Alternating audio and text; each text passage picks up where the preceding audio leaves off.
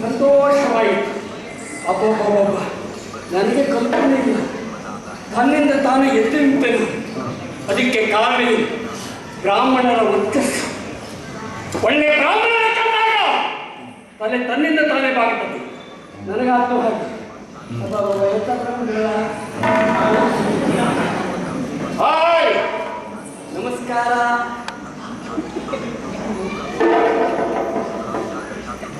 Hello hello. Hi, volume ಕಮ್ಮಿ, volume ಕಮ್ಮಿ.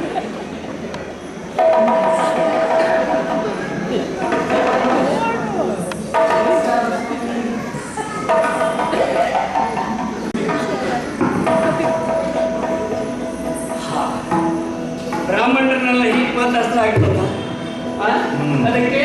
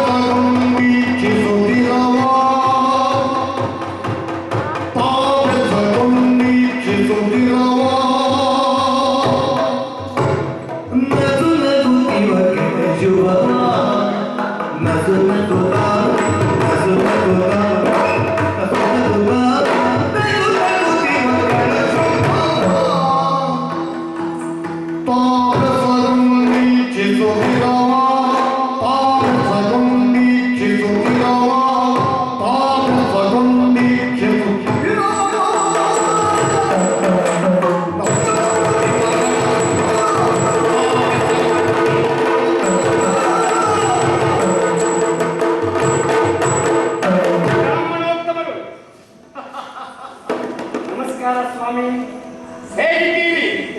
ನಿಮ್ಮ ಆರೋಗ್ಯ ಅಡಿರಲ್ಲ? ಯುವಸಂಖ್ಯೆ ಒಳ್ಳೆಯ ಉಂಟು. ನಮಸ್ಕಾರ. ನಿಮ್ಮ ಊರ್ಕೇರಿ ಅಡಿರಲ್ಲ? ನಿಮ್ಮ ಮನೆಯಲ್ಲಿ ಅಪ್ಪ ಅಮ್ಮ ಹೇಗಿದ್ದಾರೆ? ನಿಮ್ಮ ಅಪ್ಪ, ನಿಮ್ಮ ಅಮ್ಮ ಸಂಮತಿ ಲಕ್ಷಣ ಆಗಲ್ಲ. ಅಪ್ಪನ ಬಿಟ್ಕೊಳ್ಳಿಕ್ಕೆ ನಿಮಗೆ ಮದುವೆ ಸಂತಾನ ಆಗುವುದರಲ್ಲಿ ಅಂದ್ರೆ ನೀನೊಬ್ಬ ಅಲ್ಲ, ಬಹುಶಃ ನಿನ್ನ ಅಪ್ಪನ ಕಾಯ್ತಿರ್ಬೇಕಲ್ಲ. ಅಂತೂ ಕ್ಷೇಮಿಗಳು ನಮಸ್ಕಾರ.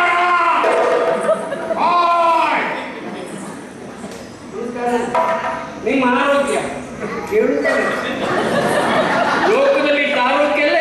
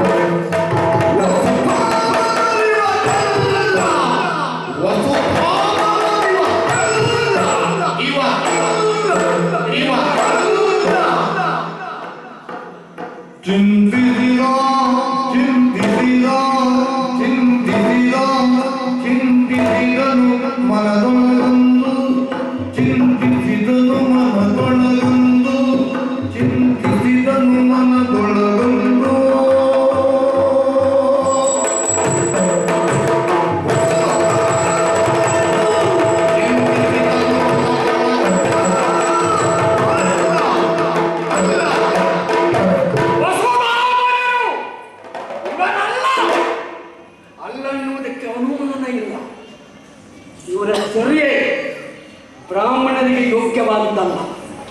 ನಿಜವಾಗಿ ಬ್ರಾಹ್ಮಣರೇ ಆದರೆ ಈ ಸಂಖ್ಯೆ ಬರ್ತದ? 3 ಜನ ಬ್ರಾಹ್ಮಣ ಸಾಧ್ಯವೇ ಇಲ್ಲ. ಅದರಲ್ಲಿ ಬಂದದ್ದು ದಾರಿಯಾಗ ಅಪರತ್ವ. ಏನು ಅಪರ ಕಾರ್ಯಕ್ಕೆ ಬಂದವರು ಇವರು? 3 ಜನ ಬ್ರಾಹ್ಮಣರು ದಾರಿಯಲ್ಲಿ ಹೋಗುವಾಗ ಒಂಟಿ ಬ್ರಾಹ್ಮಣ ಸಿಕ್ಕಿದ್ರೆ ಅಪಶುಭ, 2 ಸಿಕ್ಕಿದ್ರೆ ಶುಭ ಶುಭ. 3 ಜನ ಸಿಕ್ಕಿದ್ದಾರೆ. ಯಾರು ವೈಕುಂಠಕ್ಕೆ ಹೊರಟವರು?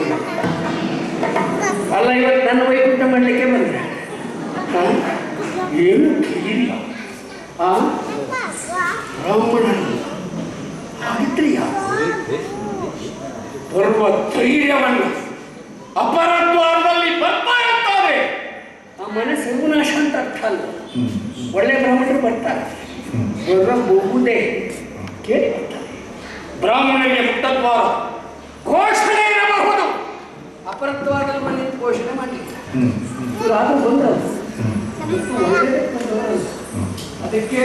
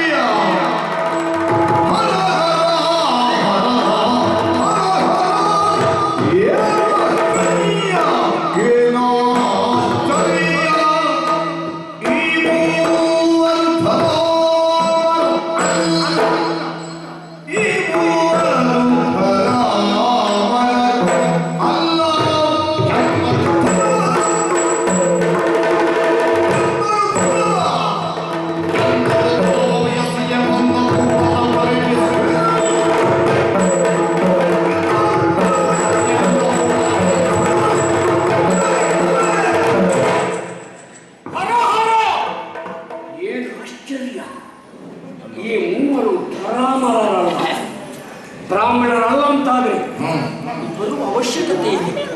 ಇವರಿಗೆ ಆಹ್ವಾನ ಉಂಟಾ? ಇವರಿಗೆ ಕರೆ ಕೊಟ್ಟಿದ್ದೇವೆ. ಈಗ ಬಂದವರಿಗೆಲ್ಲ ಕರೆ ಕೊಡ್ತೇವೆ. ಈಗ ಬಂದ್ರೆ ಮಾತ್ರ ಕರೆ ಕೊಡು.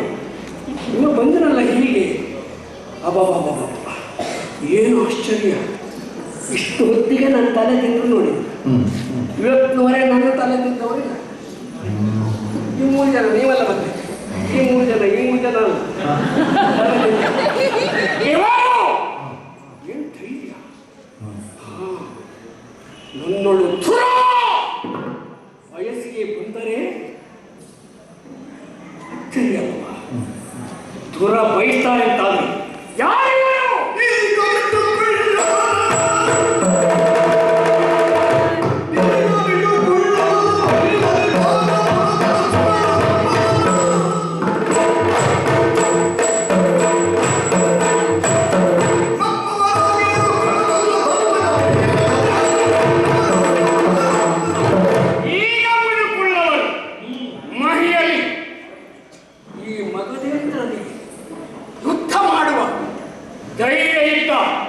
ಗಂಡು ಮಗ ಯಾರೋ ಅದು ಬಂದಿಟ್ಟ. ಯಾವ ನಾಟಕ ವಿಷಯ ಅದಲ್ಲದಿದ್ದರೆ ಬ್ರಾಹ್ಮಣ ರೂಪ ಧರಿಸಿ ಬಂದು ಅಂತ ಬ್ರಾಹ್ಮಣರು ಅಂತ ಹೇಳ ವಿರೋಧಿಗಳಿಲ್ವಾ? ಈ ಮನೆಯಲ್ಲಿ ಇದ್ದಾರೆ ಹಸ್ತಿನಾವತಿ ಕೌರವಾದಿಗಳು. ನನ್ನಲ್ಲಿ ಸ್ನೇಹ ಹಸ್ತವನ್ನು ಬಯಸಿದ್ದಾರೆ. 23 ಅಕ್ಷೋಹಿಣಿ ಸೈನ್ಯ ನನ್ನಲ್ಲಿ ಬರುವ ಧೈರ್ಯ ತುಂಡರಸ ಮಕ್ಕಳಿಗೆ ಆದಿತ್ತು. ತುಂಡು ಮಾಡಬಹುದು ಅಲ್ಲಪ್ಪ. ಇನ್ನು ಧರ್ಮರಾಜಾದಿಗಳು ಖಳನಲ್ಲ ಧರ್ಮಜ, ಅವನ ತಮ್ಮಂದಿರಿಬ್ಬರಿದ್ದಾರೆ ಶ್ರೀಮಾನ್. ಅವರು ಹೇಳಲಿಕ್ಕೆ ಬರುವುದಿಲ್ಲ. ಪಕ್ಕದಲ್ಲಿ ಒಬ್ಬ ಇದ್ದರೆ ಎಷ್ಟೊತ್ತಿಗೂ ಹಾಕ್ತಾರೆ. ಹಾಗಾಗಿ ಅವರ ಧರ್ಮರಾಜ ಹಾಕಿದ ಗೆರೆ ಹಾಕಲಿಕ್ಕೆ ಅವರಲ್ಲ, ಮತ್ತೆ ಯಾರು ಆಗಿದೆ ಸಾಗರೋಪಾಂತದ ನೇತರು ನಮಗೇನು ಅಲ್ಲ, ಎಂಥದ್ದು ಅಲ್ಲ. ಅಲ್ಲಂದ್ರೆ ಯಾರು ಏನು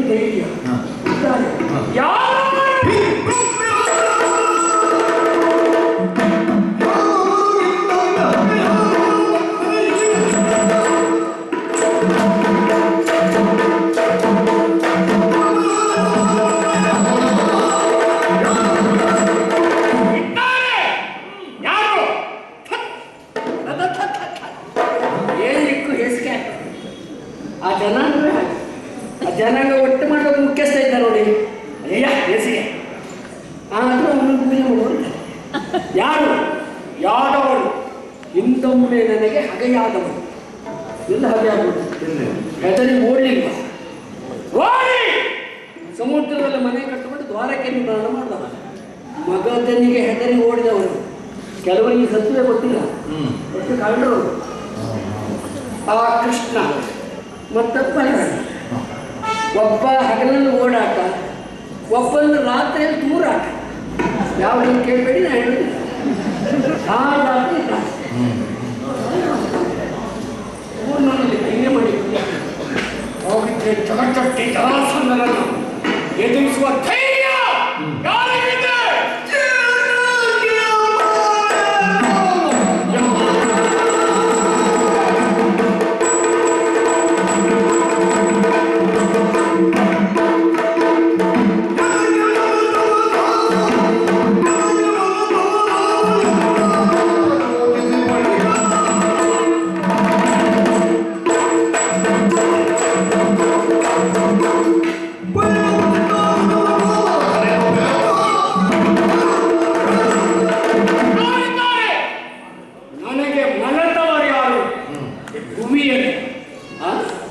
ಮಲಗಿದ ಮೃಗರಾಜನನ್ನು ಎಬ್ಬಿಸುವ ಧೈರ್ಯ ಯಾರಿಗಿದೆ? ಘಟಸರ್ಪದ ಹೆಡೆಯಿಂದ ತುಳಿಯುವ ಯೋಗ್ಯತೆ ಯಾರಿಗಿದೆ? ಮಗದನ್ನು ತುಡುಕುವ ಗಂಡತೆ ಇವನಿಗಿದೆಯಾ? ಎಷ್ಟು ತಪ್ಪು ಮಾಡಿದೆ ನೋಡಿ. ನಾನು ಇಷ್ಟೊತ್ತವರೆ ನನ್ನಷ್ಟೊತ್ತು ಪಡ್ಕೊಂಡೇ ವಿಧಾನ. ಇವಾಗ ನೀನು ಯಾರು ಹೊತ್ತಿಗೆ ಹೇಳೇ ಅದಕ್ಕಾಗ ಸುಮ್ಮನೆ ನಾನು ಇವತ್ತು ಕೋರ್ಟ್ ಮಾಡಿದೆ. ಅವ್ನು ಎಲ್ಲಿ ಎಷ್ಟೊತ್ತಿಗೆ ನೋಡ್ತಾನೆ ಅಂತ ಎಲ್ಲಿಗೆ ಎಷ್ಟೊತ್ತಿಗೂ ಕೊಂಡು ಕೆಲಸ ಮೇಲೆ ಇರಲಿ. ಹಾಯ್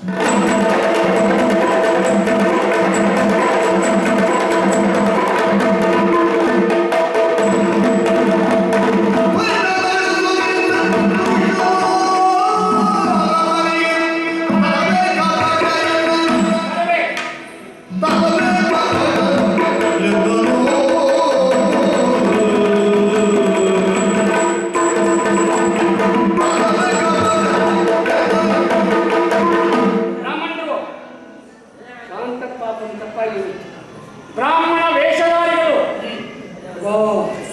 ಇಷ್ಟೊತ್ತಿಗೆ ಒಂದು ಹೂ ಅಂತ ನೋಡಿ. ಓ ವೇಷಧಾರಿಗಳು ವರಿತದಳು ಸತ್ ಪುರುಷರಾದವರು ಸರಿ ಕಪಟ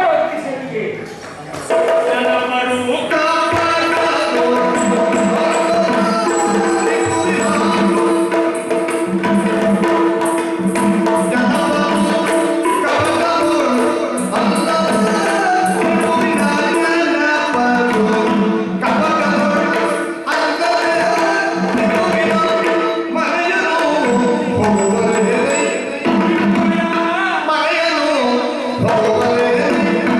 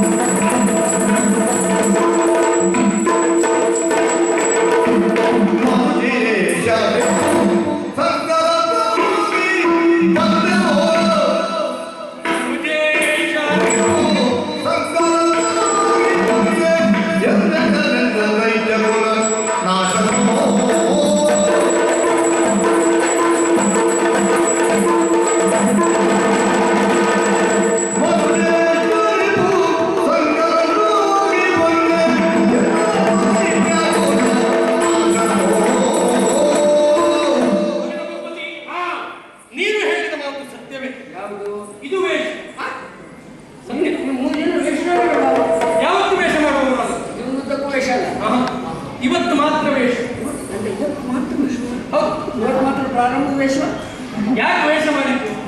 ನಾವಾಗಿ ವೇಷ ಮಾಡುವುದಿಲ್ಲ. ನೀನೇ ನೀ ಹೇಳಿದ್ರೆ ವೇಷ ದಯಮಾಡಿ ಇವತ್ತೇ ಅರ್ಥ ಇವತ್ತು ಅರ್ಥ ಆಗೋದ್ರೆ ನೀ ಹೇಳಿದ್ರಿಂದ ಈ ವೇಷ ಮಾಡ್ಬೋದು. ಆಯ್ತಪ್ಪ. ಯಾಕೆ? ಬ್ರಾಹ್ಮಣರಿಗೆ ಮುಕ್ತ ದ್ವಾರ ಹೌದು ಘೋಷಣೆ ಮಾಡಿ ನಮಗೆ. ಹೌದು ಅದಕ್ಕಾಗಿ ಪ್ರವೇಶಕ್ಕಾಗಿ ಮಾತ್ರ ಈ ವೇಷ.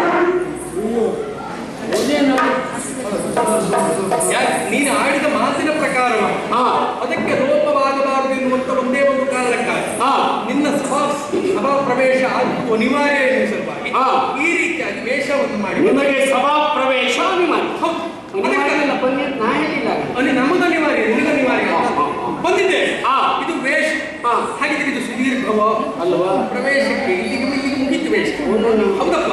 ಯಾಕಾಗಿ ಈ ರೀತಿಯ ಕಾರಣ ಇಲ್ಲದೆ ಅಲ್ಲ. ಏನು ಕ್ಷತ್ರಿಯರು ಯಾವ ರೀತಿಯಾಗಿ ವರ್ತಿಸುವುದು? ಪ್ರತಿಸ್ಪರ್ಧಿಯೊಟ್ಟಿಗೆ ಹೋರಾಟಕ್ಕೆ ಇಳಿಯುವಾಗ ಅವರಿಗೆ ಭುಜಕ್ಕೆ ಭುಜ ಕೊಟ್ಟು ಎದೆಗೆ ಎದೆ ಕೊಟ್ಟು ಹೋರಾಟ ಮಾಡಿ ಮಣಿಸುವುದು ಒಂದು. ಹೌದು. ವೈರಿ ಒಬ್ಬ ಪ್ರಬಲ ಅಂತಾದ್ರೆ ಆಲೋಚನೆ ಮಾಡಬೇಕಾದ್ರೆ ಸಾಮ ದಾನ ವೇದ ದಂಡ ಚತುರೋಪಾಯ ಅಂತ ಹೇಳಿ ಪ್ರಬಲನಾಗಿ ನಿಂತ ವ್ಯಕ್ತಿಯನ್ನು ಈ 4 ಉಪಾಯದಿಂದ ಬಗ್ಗು ಬಡಿಯಲು ಆಗದೆ ಹೋದಾಗ ಅನಿವಾರ್ಯವಾಗಿ ಕಪಟೋಕ್ತಿಯನ್ನು ಬಳಸಬಹುದು. ರಾಜನೀತಿರು ಅದಕ್ಕಾಗಿ ಕಪಟೋಕ್ತಿಯಿಂದಲಾಗಿ ಇಲ್ಲಿವರೆಗಾಗಿ ಬರುವಂತಹ ಅನಿವಾರ್ಯತೆ ನಮ್ಮ ಪಾಲಿಗೆ ಬಂತು. ಯಾಕಾಗಿ? ಈಗ ಪ್ರಬಲ ಯಾರು, ವೈರಿ ಯಾರು? ಸುಳ್ಳಲ್ಲ ಇಷ್ಟೆಲ್ಲ ಹೇಳಿದ್ರೆ ಭಾಷಣ ಮಾಡಿದ್ರೆ ಜನ ಪ್ರಬಲನಾದವರಿ ನೀನು ನಮ್ಮ ಪಾಲಿಗೆ ವೈರಿ. ಈ ನಿನ್ನ ಗ್ರಹ ನಮ್ಮ ಪಾಲಿಗೆ ರಿಪುವಿನ ಗ್ರಹ.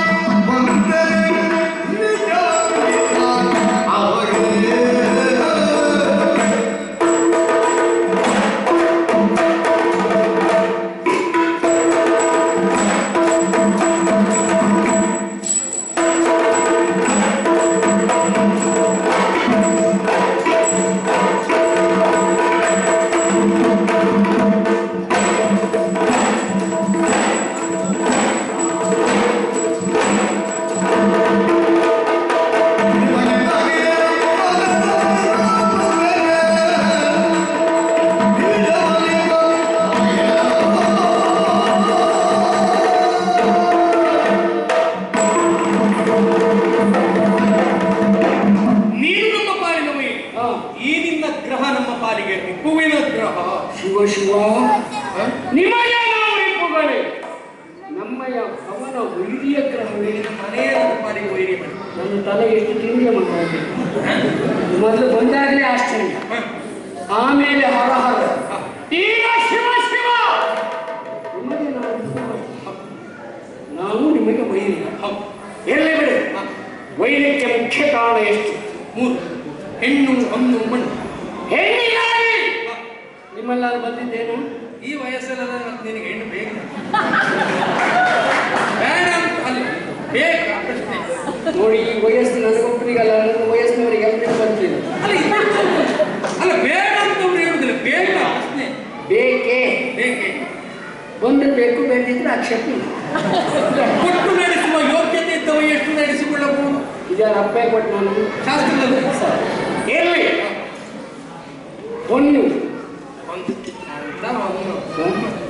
ಮನಸ್ಸು ಮಾಡಿದ್ರೆ ಎಷ್ಟು ಕೊಟ್ಟೆ ಕೊಡುವುದಿಲ್ಲ.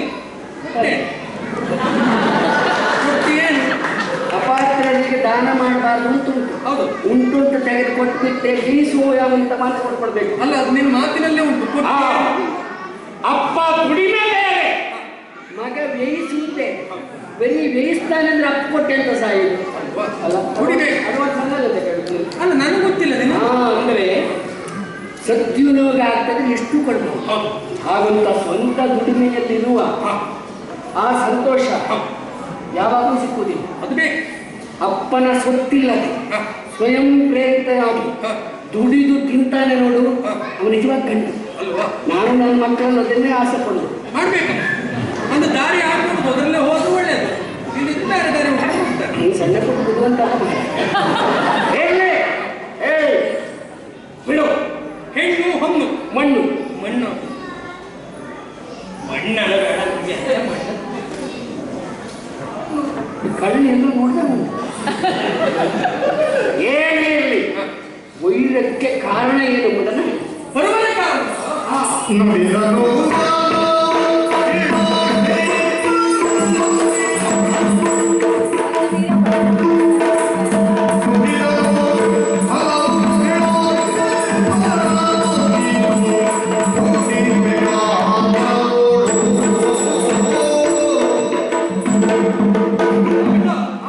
ಹಿಂದೆ ದಿಗ್ವಿಜಯಕ್ಕೆ ಹೋದವ ನೀನಂತ. ಹೋದಲ್ಲಿ ವಿಜಯಾತ್ರೆಯನ್ನು ಕಲಿಸಿದೆ. ಆದ್ರೆ ನೀನು ಮಾಡಬೇಕಾದದ್ದು ಏನಾಗಿದೆ? ಶರಣು ಬಂದವರನ್ನು ರಕ್ಷಣೆ ಮಾಡುವುದನ್ನು ಬಿಟ್ಟು ನಿನ್ನ ಸ್ವಾರ್ಥ ಕಾರ್ಯಕ್ಕಾಗಿ ಅವರನ್ನು ಸೆರೆಯಲ್ಲಿಟ್ಟೆ. ಇದು ನಿನ್ನನ್ನು ಬೆಂಬಲಿಸುವವರಿಗೆ ಒಳ್ಳೆಯದಾಗಿರಬಹುದು. ಆದ್ರೆ ಕಾಣುವವರ ಕಣ್ಣಿನ ದೃಷ್ಟಿಯಲ್ಲಿ ಏನಾಗಿದೆ? ಇದು ಒಂದು ಖಂಡತನ ಅಂತ ಆಗ್ತದೆ. ಅದಕ್ಕಾಗಿ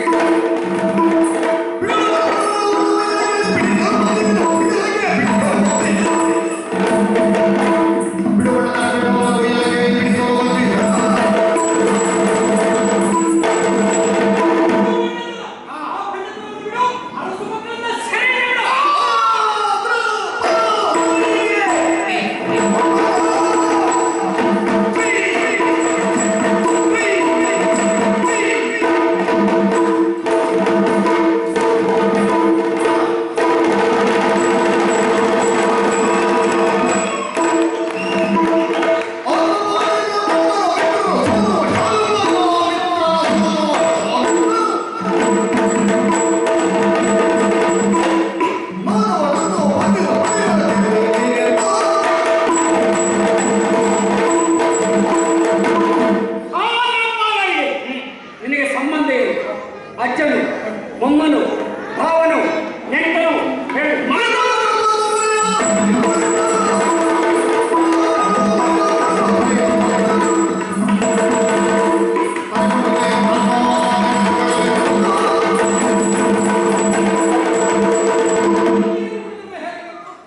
ಶರಣು ಬಂದವರನ್ನು ರಕ್ಷಣೆ ಮಾಡಬೇಕು. ಪ್ರತಿಸ್ಪರ್ಧಿಯಾಗಿ ಹೋರಾಟಕ್ಕೆ ಇಳಿದಾದಂತಾದ್ರೆ ಅವರನ್ನು ಮಣಿಸುವ ಪ್ರಯತ್ನಕ್ಕಾದ್ರೂ ಇಳಿಬೇಕು. ಅದೆಲ್ಲವನ್ನು ಬಿಟ್ಟು ಮಣಿಸುವಂತವರನ್ನು ಆಕ್ಷೇಪ ಮಾಡದೆ ಮತ್ತಿದ್ದೇನೆ. ಹಾಗೆ ನನಗೆ ಅವರಿಗಿರುವಂತಹ ಸಂಬಂಧದ ಸಂಬಂಧ ಪ್ರಬಲವಾದ ಸಂಬಂಧ ಯಾವುದಾದ್ರು ಕ್ಷತ್ರಿಯರಿಗೆ ಕೂಡಿದವರಿಗಿರುವ ಸಂಬಂಧ. ಜೊತೆಯಲ್ಲಿ ಆ ಸಂಬಂಧದ ಜೊತೆಯಲ್ಲಿ ಹೊಣೆಗಾರಿಕೆಯನ್ನು ಹೊತ್ತಿರುವಂತ ವಿಶೇಷವಾದ ಕಾರ್ಯ ಯಾವುದು? ಯಾವುದು? ದುಷ್ಟರನ್ನು ಶಿಕ್ಷಿಸು, ಶಿಷ್ಟರನ್ನು ಪರಿಪಾಲಿಸು. ಅಂತ ದುಷ್ಟರ ನಾಶ ಗೊತ್ತಾಗಿಲ್ಲ? ಗೊತ್ತಾಯ್ತಾ? ನಾ ಮತ್ತೊಂದ್ಸರಿ ಗಟ್ಟಿ ಕೆಲಸ ಮತ್ತು ನೇರವಾಗಿ ತಿಳಿಯುವಾಗ ಶಿಕ್ಷಾ